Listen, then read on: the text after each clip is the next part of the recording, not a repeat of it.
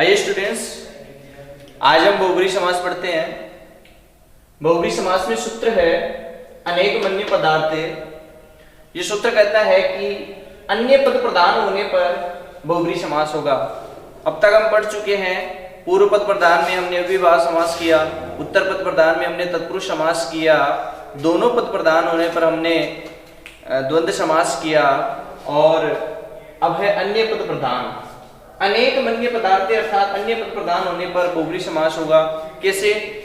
जैसे दशानन है, दशाननानि यस्य से, 10 आनन है जिसके, 10 सिर है जिसके, तो 10 सिर वाला कोई अन्य पद प्रधान है, जैसे रावण है, तो अन्य पद प्रधान हो गया, इसलिए दशानन में बहुब्री समास माना जाएगा। देखिए छात्रों, बहुब्री समास जो होता है वो दो प्रकार से, दो भेद वाला होता है। एक होता है समानाधिकरण और एक होता है व्यधिकरण। समानाधिकरण है, इसका मतलब होता है समान अधिकरण, अर्थात इस समास में दोनों पद जो है उनमें दोनों पदों में समान विभक्ति आएगी, इसलिए उसे समानाधिकरण बहुब्री माना जाएगा। और व्यधिकरण जिसमें अलग अलग विभक्ति आए, जैसे चक्रपाणी, चक्रम पाणव यस्य से, चक्रम में अलग है, पाणी में अलग है, सप्तमी है, तो दोनों में अलग अलग विभक्ति है, वो माना जाएगा व्यधिकरण का। जैसे चक्रपाणी, तो यहाँ पर समास विग्रह होगा चक्रम पाणव यस्य स, अर्थात चक्र है हाथ में जिसके, तो चक्रम में एक वचन है, जबकि पाणी में सप्तमी का एक वचन है, और इसमें प्रथमा का एक वचन, दोनों की अलग अलग विभक्ति होगी, इसलिए व्यधिकरण बहुब्री माना जाएगा। समानाधिकरण में समान विभक्ति होती है। अब सबसे पहले हम समानाधिकरण में देखते हैं। समानाधिकरण के मैंने यहाँ पर पहले से उदाहरण लिख रखे, आइए इनको समझते हैं। समानाधिकरण बहुब्री किस प्रकार से चलेंगे रूप। हमारे सामने समस्त पद है प्राप्तोदक है, प्राप्तोदक, इसमें प्राप्तम उदगम यम स, यह समास विग्रह होगा, अर्थात प्राप्त उदक, उदक बोलते पानी को, पानी को जिसने प्राप्त कर लिया है, पानी ने जिसको प्राप्त कर लिया है, ग्राम, ग्राम को, अर्थात प्राप्तम उदकम, प्राप्त हो गया है पानी जिसको, कोई गांव है और उस गांव में पानी हो गया है बहुत सारा, तो उस गांव को कहेंगे हम प्राप्त उदके ग्राम में, अर्थात प्राप्तम उदगम यम से, पानी को प्राप्त कर लिया है जिसने, वो कौन? ग्राम ने, तो यहां पर आ जाएगा प्राप्त उदके ग्राम में। आगे चलिए, प्राप्त धने पुरुष, प्राप्त धने किसे कहेंगे? प्राप्तम धनम यम से, अर्थात जिसने धन को प्राप्त कर लिया है, जिसने धन को प्राप्त कर लिया है उसे हम कहेंगे प्राप्त धने पुरुष। अब कोई किसी व्यक्ति के पास में धन है, उसे हम कहेंगे कि देखो वो आ रहा है, तो क्या कहेंगे? प्राप्त धने जने आगच्छति, प्राप्त धने पुरुष आगच्छति। प्राप्त धन अर्थात प्राप्तम धनम यम से, अर्थात जिसने धन को प्राप्त कर लिया है। आइए आगे चलते हैं। जितेंद्रिय, जितेंद्रिय किसे कहेंगे? अन्य पद प्रधान जाएगा, जीत लिया है इंद्रियों को जिसने, जितानी इंद्रियानी येन से, जिसने जितानी इंद्रियानी, इंद्रियों को जीत लिया है, वह कौन? पुरुष है। जिस पुरुष ने इंद्रियों को जीत लिया है उसे हम कहेंगे जितेंद्रिय पुरुष। आइए आगे चलते हैं। ऊढ़ रथ है, ऊढ़े रथ है येन से, जिसने रथ को ढो रखा है, रथ का भार वहन कर रखा है, रथ को ढो रहा है, जो रथ को चला रहा है, तो ऊढ़ रथ है, अर्थात ऊढ़ वहन कर रहा है रथ को, जो वो कौन? अनडवान, अर्थात बेल, बेल रथ को लेके जा रहा है, तो रथ को ढो रहा है वो, इसलिए ऊढ़ रथ बन जाएगा। ऊढ़ रथ है येन से, जो जिसके द्वारा रथ को ढोया जा रहा है। आइए, हत शत्रु राजा, हता शत्रु येन से, जिसने शत्रुओं को मार दिया है, जिसके द्वारा शत्रु मारे जा चुके हैं, स वह कौन? राजा। तो राजा को क्या कहेंगे?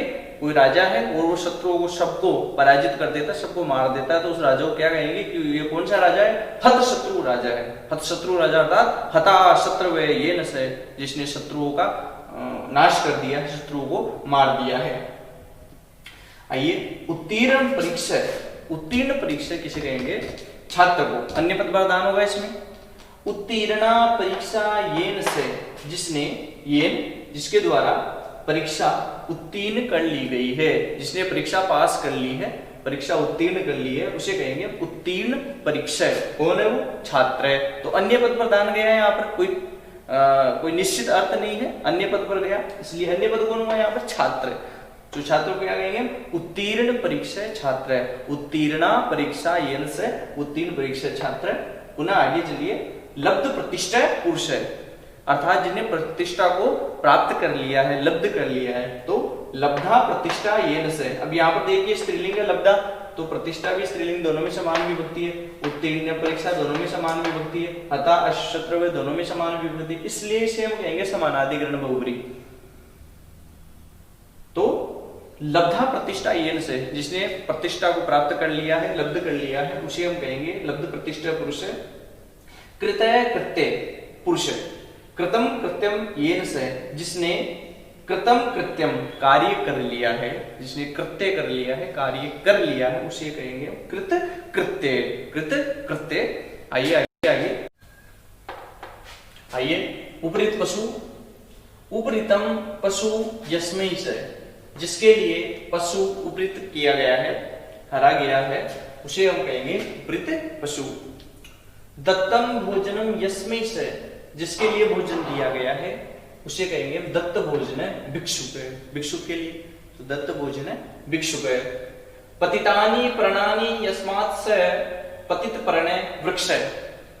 पतित प्रणय अर्थात पत्ते गिर गए हैं जिससे, किससे गिर गए हैं? अन्य पद प्रदान होगा वृक्ष से। कहा गया कि पत्ते गिर गए हैं जिससे, पतितानि प्रणानि, पत्ते गिर गए हैं, यस्मात् जिससे, अलग हुआ, किससे गिर गए? वृक्ष। तो अन्य पद प्रदान हो गया वृक्ष से। पतित पुष्प है, पतित यानी गिरा गया, गिरा हुआ, पुष्प यानी पुष्प, जिससे पुष्प गिर गए हैं, किससे? वृक्ष से। पतितानि पुष्पाणि यस्मात् से, गिर गए हैं पुष्प जिससे। तो यहां पर वही अपादान हो गया। निर्गत भय पुरुष है। निर्गत भय पुरुष है, जिससे डर ही निकल गया है, जिससे डर निकल गया पुरुष, उस पुरुष से। तो अन्य पद प्रदान हो गया। विग्रह क्या होगा? निर्गतम भयम यस्मात् से, अर्थात जिससे, यस्मात् निर्गतम निकल गया है, भय यानी संपूर्ण भय निकल गया है, वह कौन? निर्गत भय, उसे कहेंगे हम, जिससे डर समाप्त हो गया, उसको कहेंगे निर्गत भय। कौन? पुरुष है। अन्य पद प्रदान हुआ। आगे आइए, निर्गत बल है, उसी प्रकार से निर्गतम बलम यस्मात् से, जिससे बल ही निकल गया है, उसे हम क्या कहेंगे? निर्गत बल। ये भी पुरुष हुआ। इसी प्रकार निर्जनम, निर्जनम किसको कहेंगे? वन को। क्यों कहेंगे वन को? निर्गता जना यस्मात् से, अर्थात जिसे सभी जन निकल गए हो, एक भी जन नहीं हुए वहां पर, उसे हम कहेंगे निर्जनम वनम, यानी जन से रहित। अविभाव समास में हमने बनाया था निर्जनम जनानाम अभाव, जहां पर लोग नहीं हो। तो अन्य पद प्रदान में भी बनेगा ये। निर्गता जनाः यस्मात् से निर्जनम।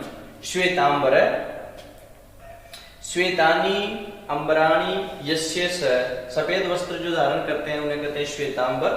तो श्वेतांबर है, श्वेतानी अंबराणी यस्य से श्वेतांबर है। आइए कुछ और उदाहरण देखते हैं। आइए छात्रों, अगला उदाहरण देखते हैं। दशानन। दशानन अर्थात दश आननानि यस्य से, दश है सिर जिसके, किसके हैं? रावण के। तो यहाँ अन्य पद प्रदान हो गया, तो यहाँ पर आएगा रावण है, दशानन है, रावण है। पुनः आगे चलिए, लंब कर्ण श्रृगाल है। लंबौ कर्णौ यस्य से, लंबे है कान जिसके, वो कौन? लंब कर्ण श्रृगाल है। तो यहाँ पर अन्य पद प्रदान हो गया, इस कारण से श्रृगाल को कहा गया लंब कर्ण श्रृगाल है। चलिए ठीक है, लंबोदर है। लंबम उदरम यस्य से, लंबा है उदर जिसका, उदर अर्थात पेट, लंबा है पेट जिसका, वो कौन है? उसे हम कहेंगे लंबोदर है। तो लंबोदर कौन है? गणेश है। तो अन्य पद प्रदान हो गया यहाँ पर, इसलिए यहाँ पर बहुव्रीहि समास हुआ। त्रिलोचने, त्रीणी लोचनानि यस्य से, नपुंसक है। त्रीणी लोचनानि, तीन है आंखें जिसके, वो, उसे क्या कहेंगे हम? त्रिलोचन है। तो त्रिलोचन कौन है? शिव है। अन्य पद प्रदान हुआ। पुनः पंचानन, पंच आननानी यस्य से, पांच है सिर जिसके, वो है पंचानन। पंचानन किसे कहा गया है? शिवपुत्र कार्तिकेय को, शिवपुत्र कार्तिकेय, शिवपुत्र कार्तिकेय, कार्तिकेय को क्या कहा गया है? पंचानन है। तो यहां पर क्या हुआ? अन्य पद प्रदान हो गया, तो यहां पर बहुब्रीहि समास हुआ।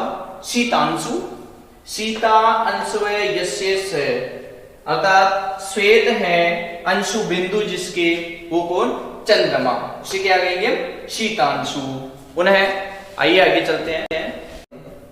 व्यूढ़ोरस्क, व्यूढ़म उरय यस्य सह, व्यूढ़म अर्थात चौड़ा है, हृदय, उरय अर्थात हृदय, छाती जिसकी, वो है व्यूढ़ोरस्क, उसे व्यूढ़ोरस्क कहेंगे, वीर। पुनः रूपवद भार्य, रूपवती भार्या यस्य सह, अर्थात रूपवती पत्नी है जिसकी, वो कौन कहलाएगा? रूपवद भार्य, उसे हम कहेंगे रूपवद भार्य, जिसकी पत्नी सुंदर है, रूपवती है, उसे कहेंगे हम रूपवद भार्य। तो रूपवद भार्य अन्य पद प्रदान हुआ यहाँ पर नृप है, राजा।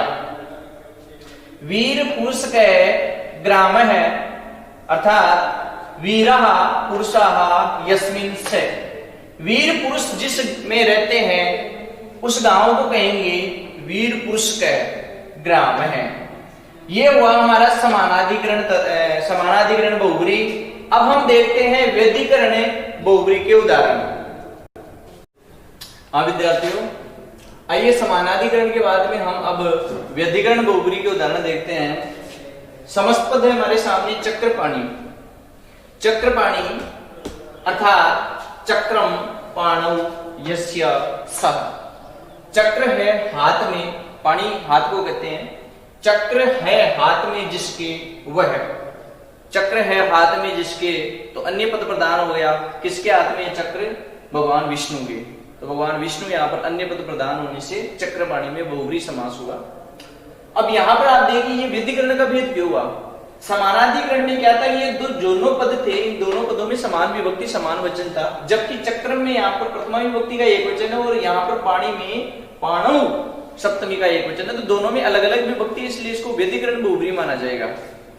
पुनः वीणा पाणी, वीणा पाणौ यस्या सा, वीणा है हाथ में जिसके, वो कौन?